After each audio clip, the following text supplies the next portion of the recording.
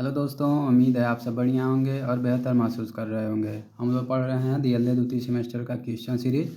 और आज हम लोग देखेंगे द्वितीय सेमेस्टर का जो पेपर 2 है, जिसका नाम है प्रारंभिक शिक्षा के नवीन प्रयास। तो इसके बारे में देखेंगे, इसके सारे प्रश्नों को देखेंगे और आपको इसके सारे प्रश्नों को तैयार करना है। और अगर आप इसके सारे प्रश्नों को तैयार कर लेते हैं तो आपको सभी प्रश्न एग्ज़ाम में मिल जाएंगे। तो आइए सभी प्रश्नों को देखते हैं। सबसे पहले हम इकाई 1 प्रारंभिक शिक्षा के सार्वभौमिकरण हेतु संवैधानिक प्रावधान एवं प्रतिबद्धताओं का प्रश्न को देखेंगे। जैसे लघु उत्तरीय प्रश्नों में, जो कि जैसा कि आपको पता है कि लघु उत्तरीय प्रश्न 2 नंबर का आता है, तो इसमें कुछ प्रश्न दिए हुए हैं। आइए देखते हैं। कह रहा बाल अधिकार में पहला अधिकार क्या है, तो इसको आप तैयार कर लीजिएगा। बाल अधिकार में पहला अधिकार। दूसरा कह रहा सर्व शिक्षा अभियान कब शुरू हुआ था, तो सर्व शिक्षा अभियान कब शुरू हुआ था इसके बारे में संक्षिप्त टिप्पणी लिख दीजिएगा, तब 2 नंबर मिल जाएगा। और तीसरा कह रहा फैकल्टी कानून 1948 क्या है, तो फैकल्टी कानून के बारे में आप पढ़ लीजिएगा अच्छे से और इसको एग्ज़ाम में लिख दीजिएगा। और इसमें कोई चौथा प्रश्न है, बाल मजदूरी के प्रमुख कारण कौन कौन से हैं, तो बाल मजदूरी के प्रमुख कारण कौन कौन से हैं इसको आप लिख दीजिएगा। अगला प्रश्न है, संविधान 45 से आप क्या समझते हैं। इस प्रश्न को धारा 45 भी बोल सकता है और संविधान 45 भी बोल सकता है, तो आप इसको पढ़ लीजिएगा। अगला प्रश्न है, संविधान के अनुच्छेद 21A में क्या कहा गया है, अर्थात संविधान का जो आर्टिकल 21A है उसमें क्या कहा गया है, तो इसको आप पढ़ के जाइएगा और लिख दीजिएगा। अगला प्रश्न है, राष्ट्रीय बाल नीति को स्पष्ट कीजिए। राष्ट्रीय बाल नीति कब बना था और कब लागू हुआ था, इसको स्पष्ट कर दीजिएगा। और 8वां है, बच्चों से संबंधित बनाए गए कानूनों का वर्णन कीजिए। तो बच्चों से संबंधित यानी बाल अधिकार से संबंधित जितने कानून बनाए गए हैं उसको आप तैयार करके लिख दीजिएगा। और 9वां प्रश्न है, बाल अधिकार से आप क्या समझते हैं, तो बाल अधिकार से आप क्या समझते हैं इसके बारे में आप लिख दीजिएगा।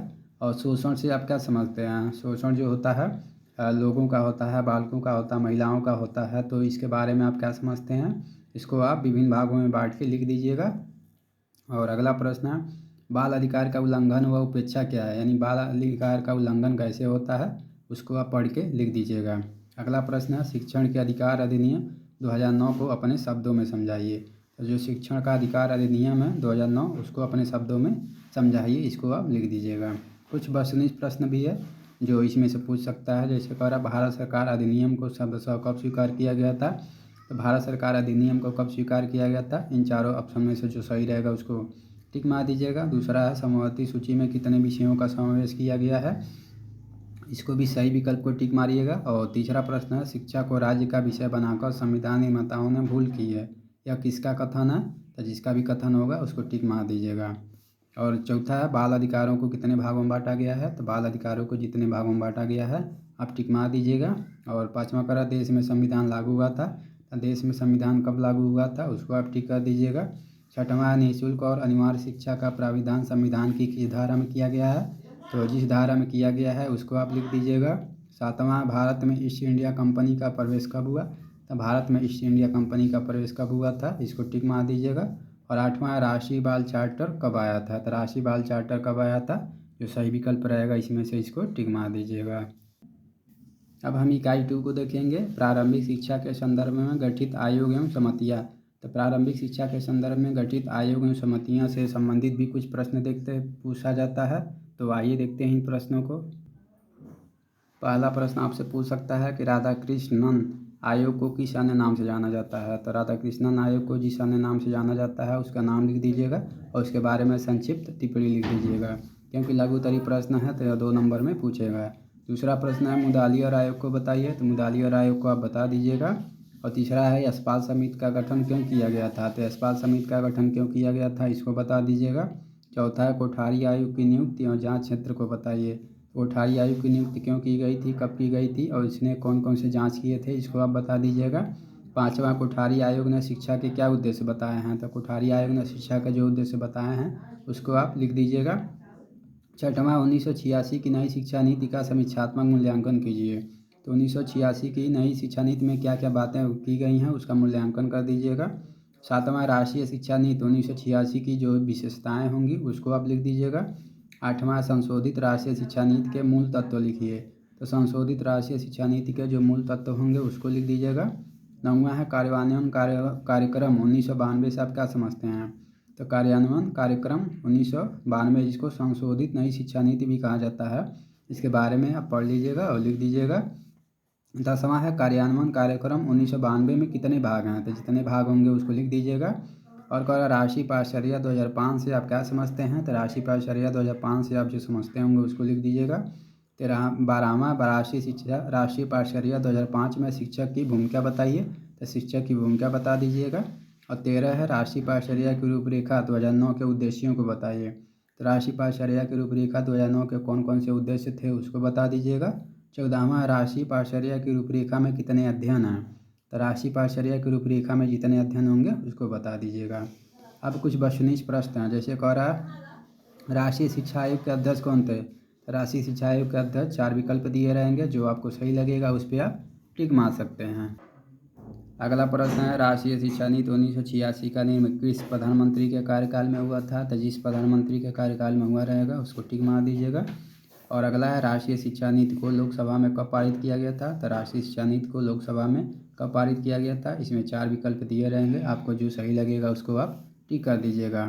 और अगला प्रश्न है निम्नलिखित में से कौन सी संकल्पना संशोधित राष्ट्रीय शिक्षा नीति 1992 से संबंधित है, तो जो संकल्पना संशोधित राष्ट्रीय शिक्षा नीति 1992 से संबंधित नहीं है उसको आप टिक मारिएगा। यहाँ पूछ दिया नहीं है, ठीक है ना, तो देख लीजिएगा उसको आप सही से टिक मार दीजिएगा। आपका यशपाल समिति का गठन हुआ था, तो यशपाल समिति का गठन 1992 में हुआ था, ठीक है ना, तो ये 1992 है, तो इसको आप टिक मार दीजिएगा जो सही रहेगा, ठीक है ना। अब कह रहा राष्ट्रीय पाठ्यक्रम संरचना 2005 का उद्देश्य है, राष्ट्रीय पाठ्यक्रम संरचना 2005 का जो उद्देश्य है उसको आप टिक मार दीजिएगा। 7वां प्रश्न है राष्ट्रीय पाठ्यक्रम संरचना 2005 का सिद्धांत है, तो राष्ट्रीय पाठ्यक्रम संरचना 2005 का सिद्धांत कौन सा है इनमें से, उसको आप टिक मार दीजिएगा। और 8वां है डाइट का क्या अर्थ है, तो डाइट का जो अर्थ होगा इन चारों में से उसको आप सही सही टिक मार दीजिएगा। और 9वां स्वतंत्र भारत में प्रथम राष्ट्रीय शिक्षा नीति तैयार की गई थी, तो स्वतंत्र भारत में प्रथम राष्ट्रीय शिक्षा नीति कब तैयार की गई थी, जो ऑप्शन सही रहेगा उसको टिक मारिएगा। और अगला भारत में तृतीय राष्ट्रीय शिक्षा नीति घोषित की गई थी, तो भारत में तृतीय राष्ट्रीय शिक्षा नीति कब घोषित की गई थी, इसमें से टिक मार दीजिएगा। 11वां शिक्षा आयोग का गठन हुआ था, शिक्षा आयोग का गठन कब हुआ था, तो इसको टिक मार दीजिएगा जो सही रहेगा। ये राष्ट्रीय शिक्षा नीति है, राष्ट्रीय शिक्षा नीति का गठन हुआ था। और अगला प्रश्न है राष्ट्रीय शिक्षा आयोग के अध्यक्ष कौन थे, तो राष्ट्रीय शिक्षा आयोग के अध्यक्ष जो भी रहे होंगे उसको आप टिक मार दीजिएगा। तो अब आइए अगली इकाई पे चलते हैं। अगला इकाई है 3 प्रारंभिक शिक्षा के विभिन्न कार्यक्रम एवं परियोजनाएं।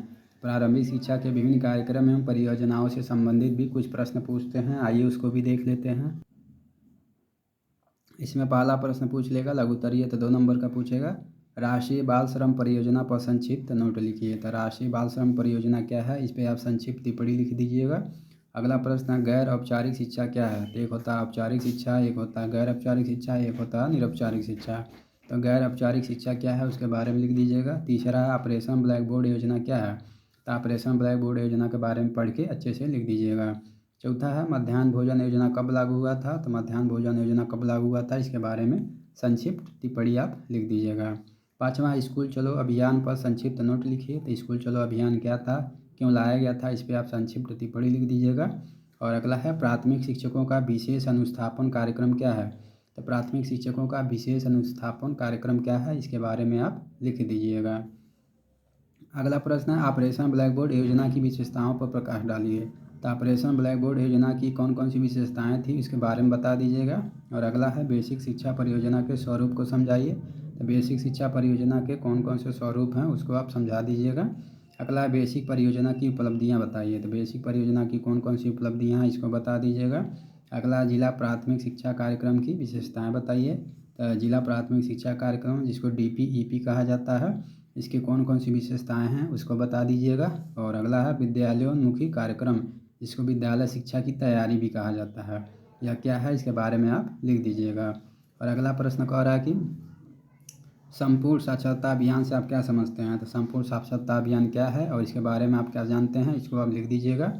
और 13 स्कूल चलो अभियान कब शुरू किया गया था इसको आप लिख दीजिएगा, इसको कब शुरू किया गया था इसको लिखिएगा और इस पर संक्षिप्त टिप्पणी लिखिएगा। लघुत्तरीय प्रश्न है तो 2 नंबर का आएगा। अब कह रहा राष्ट्रीय बाल श्रम परियोजना क्या है, तो राष्ट्रीय बाल श्रम परियोजना क्या है इसके बारे में आप लिख दीजिएगा। अब कह रहा निम्नलिखित योजनाओं और कार्यक्रमों का पूरा नाम लिखिए, जैसे पी मोस्ट दिया है, SOPT दिया है, BEP दिया है, TPEP दिया है और NPEGEL दिया है, ठीक है ना। तो इसको जो है मोस्ट इम्पोर्टेंट मान लीजिएगा। मोस्ट इम्पोर्टेंट मानते हुए इसका पूरा फुल फॉर्म जो है याद करके एग्ज़ाम में जाइएगा, इसमें से आपको ज़रूर देखने को मिलेगा, ठीक है। अब वर्षोनिश प्रश्न भी कुछ पूछ लेगा, तो आइए कुछ वर्षोनिश प्रश्नों को देखते हैं, जिसमें पूछ लेगा ऑपरेशन ब्लैक बोर्ड योजना का सुझाव दिया गया था, तो इन चारों ऑप्शन में से किसके द्वारा दिया गया था, उसको आप टिक मान लीजिएगा। और दूसरा स्कूल चलो अभियान है, स्कूल चलो अभियान क्या है, इन चारों में से जो भी सही रहेगा उसको आप टिक मान लीजिएगा। और तीसरा आंगनबाड़ी केंद्र के क्रियाकलाप हैं, तो आंगनबाड़ी केंद्र के कौन कौन से क्रियाकलाप हैं, इनमें से जो सही रहेगा उसको टिक मान लीजिएगा। इस तरह से आपको सामने ऑब्जेक्टिव यानी वर्षोनिश प्रश्न भी पूछा जाएगा, जिसको आप पढ़ के जाइएगा।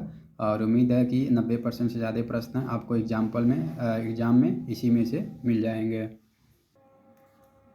कुछ प्रश्न और देख लेते हैं। कह रहा उत्तर प्रदेश में मध्याह्न भोजन योजना का शुभारंभ हुआ था, तो उत्तर प्रदेश में मध्याह्न भोजन योजना का शुभारंभ कब हुआ था, इन चारों ऑप्शन में से जो आपको सही लगेगा उसको टिक कर दीजिएगा।